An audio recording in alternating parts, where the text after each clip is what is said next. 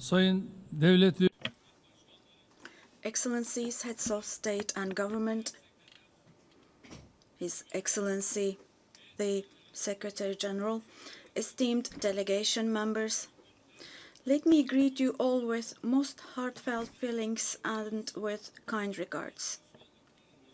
First of all, I would like to express my gratitude to France and to Saudi Arabia, who are co-chairing this conference.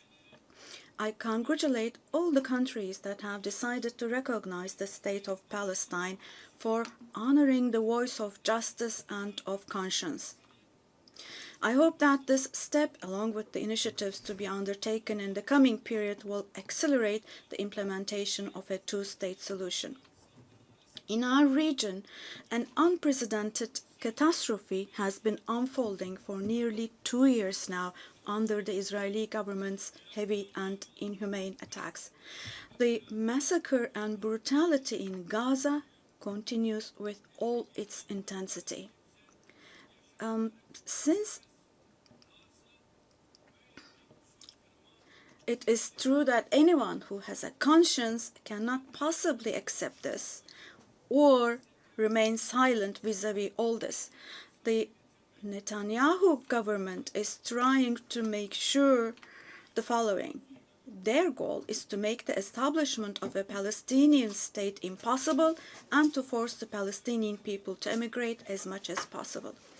In the midst of these negative developments of a group of countries, among them members of the UN Security Council, they have taken the decision to recognize the state of Palestine, and this is an extremely significant and historic step.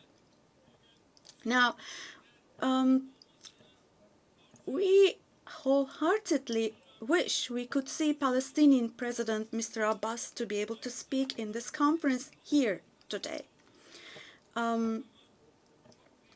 Nevertheless, I find it extremely valuable that all the participants speaking today are also serving as the voice of the Palestinian people. It is also a fact that today the Palestinian cause has become a global issue.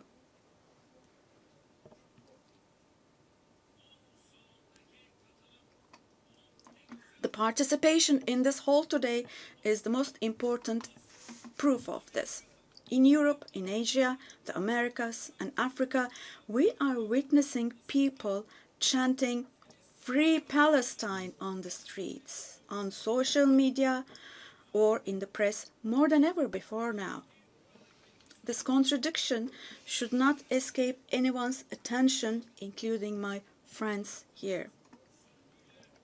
The Netanyahu government governs today a society who, in the past, was targeted for eradication with the persecutions of the Holocaust. And today, his government is committing genocide against its own neighbors with whom they have shared the same land, the same water, air, and sea for thousands of years.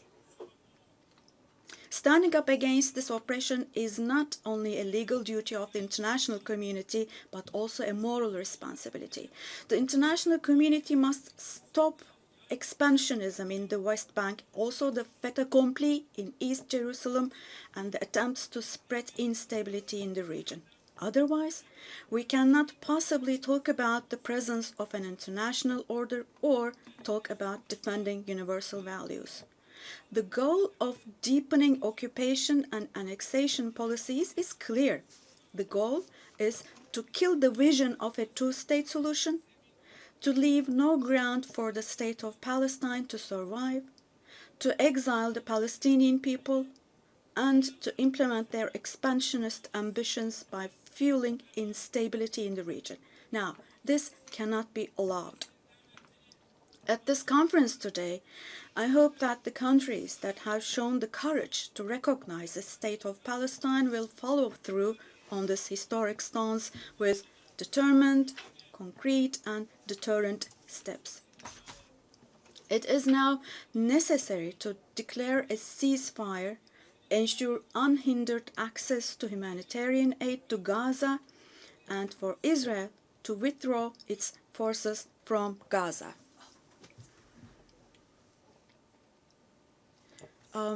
Apologies.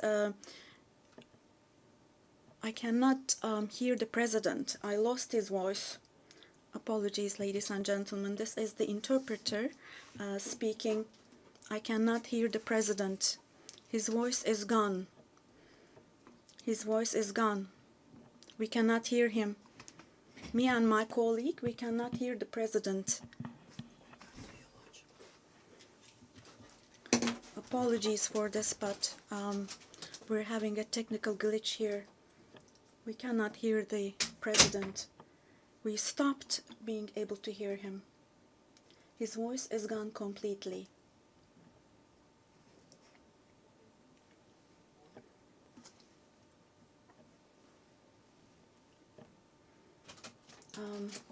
Sorry, but we cannot hear the president. His voice is gone completely. We stopped being able to hear him. And right next to our booth, we have colleagues from, we believe, the Brazilian delegation, the Portuguese booth, and I can see them from the window. They cannot hear the floor either. We cannot hear the floor.